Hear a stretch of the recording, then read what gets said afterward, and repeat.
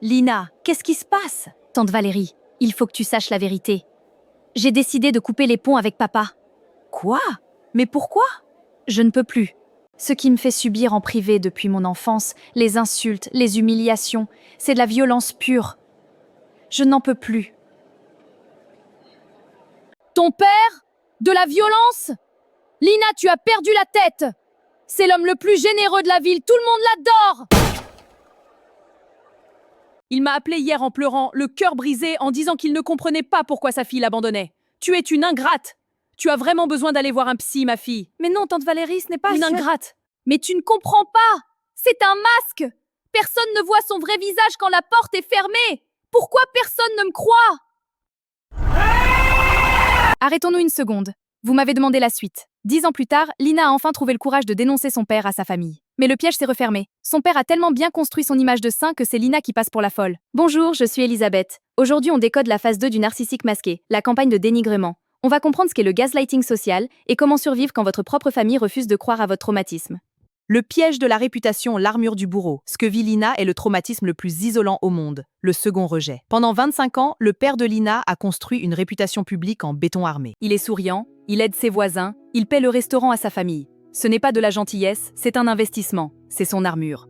Quand Lina essaie enfin de dire la vérité, cette armure le protège. La tante Valérie est incapable d'accepter que le frère charmant qu'elle connaît soit un monstre en privé. Le choc cognitif est trop fort. Pour se rassurer, l'entourage choisit la solution de facilité. Le père est un saint, donc c'est la fille qui ment.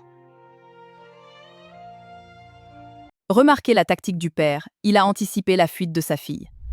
Avant même que Lina ne parle à sa tante, le père a déjà appelé toute la famille en pleurant, jouant le rôle du papa dévoué et abandonné. C'est la technique du Darvo, inverser les rôles de victime et de bourreau. Il a manipulé l'entourage pour en faire ses singes volants. C'est désormais la famille elle-même qui fait le sale boulot et harcèle Lina pour qu'elle s'excuse.